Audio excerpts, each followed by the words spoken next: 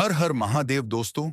शिव पुराण की आज की कथा में हम देश, काल, पात्र और दान का विचार के विषय में जानेंगे।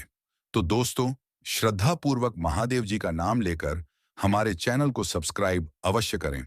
आर्षियों ने कहा, समस्त पदार्थों के झाताओं में श्रेष्ठ सूत जी हमसे देश, काल और दान का वर्णन करें। देश का वर्णन सूत जी बोले, अपने घर में किया देव यज्ञ शुद्ध गृह के फल को देने वाला है। गौशाला का स्थान घर में किए गए देव यज्ञ से 10 गुना, जबकि जलाशय का तट गौशाला से 10 गुना है। एवं जहां तुलसी, बेल और पीपल वृक्ष का मूल हो, वह स्थान जलाशय तट से भी 10 गुना महत्व देने वाला है। देवालय उससे भी अधिक महत्व रखता है। देवालय से 10 गुना महत्व रखता है तीर्थ भूमि का तट। उससे भी श्रेष्ठ है नदी का किनारा, तथा उसका 10 गुना उत्कृष्ट है तीर्थ नदी का तट।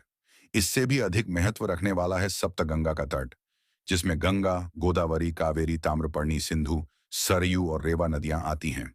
इससे भी 10 गुना अधिक फल समुद्र का तट, और उससे भी 10 गुना अधिक फल पर्वत छोटी पर पूजा करने से होता है। और सबसे अधिक महत्व का स्थान वह होता है जहां मन रम जाए। काल का वर्णन सतयुग में यज्ञ, दान आदि से संपूर्ण फलों की प्राप्ति होती है। त्रेता में तिहाई, द्वापर में आधा, कलयुग में इससे भी कम फल प्राप्त होता है, परंतु शुद्ध हृदय से किया गया पूजन फल देने वाला होता है। इससे 10 गुना फल सूर्य संक्रांति के दिन, उससे 10 गुना अधिक फल तुला और मेष की संक्रांति में, तथा चंद्र ग्रहण में उससे भी 10 गुना फल मिलता है। सूर्य ग्रहण में उससे भी 10 गुना अधिक फल प्राप्त होता है। महापुरुषों के साथ में वह काल करोड़ों सूर्य ग्रहण के समान पावन है, ऐसा ज्ञानी पुरुष मानते हैं। पात्र वर्णन तपोनिष्ठ योगी और ज्ञाननिष्ठ योगी पूजा के पात्र होते हैं, क्योंकि ये पापों के नाश के कारण होते हैं। जिस ब्राह्मण ने 24 लाख गायत्री का जाप कर लिया हो, वह भी पूजा का पात्र है। वह संपूर्ण काल और भोग का दाता है।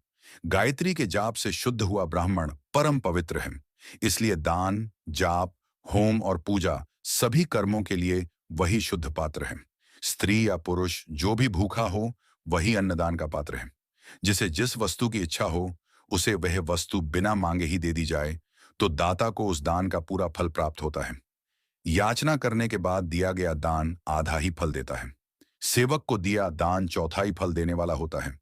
दीन ब्राह्मण को दिए गए धन का दान दाता को इस भूतल पर 10 वर्षों तक भोग प्रदान करने वाला है।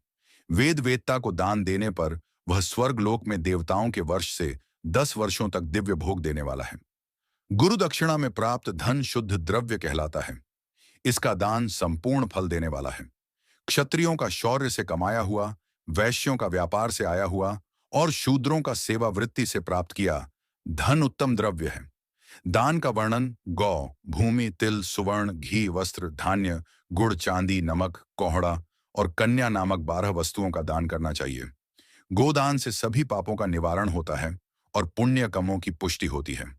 भूमि का दान परलोक में आश्रय देने वाला होता है। तिल का दान बल देने वाला तथा मृत्यु का निवारक होता है।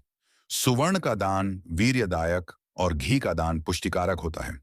वस्त्र का दान आयु की वृद्धि करता है। धान्य का दान करने से अन्न और धन की समृद्धि होती है। गुड़ का दान मधुर भोजन की प्राप्ति कराता है। चांदी के दान से वीर्य की वृद्धि होती है। लवण के दान से षड्रस भोजन की प्राप्ति होती है। कोहड़ा या कूष्मांड के दान को पुष्टिदायक माना जाता है।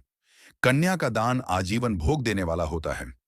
जिन वस्तुओं से श्रवण आदि इंद्रियों की तृप्ति होती है, उनका सदा दान करें। वेद और शास्त्र को गुरुमुख से ग्रहण करके कर्मों का फल अवश्य मिलता है। इसे ही उच्च कोटि की आस्तिकता कहते हैं। भाई बंधु अथवा राजा के भय से जो आस्तिकता होती है, वह निम्न श्रेणी की होती है। जिस मनुष्य के पास धन का अभाव है, वह वाणी और कर्म द्वारा ही पूजन करे। तीर्थ यात्रा और व्रत को शारीरिक पूजन माना जाता है। तपस्या और दान मनुष्य को सदा करने चाहिए। देवताओं की तृप्ति के लिए जो कुछ दान किया जाता है, वह सब प्रकार के भोग प्रदान करने वाला है।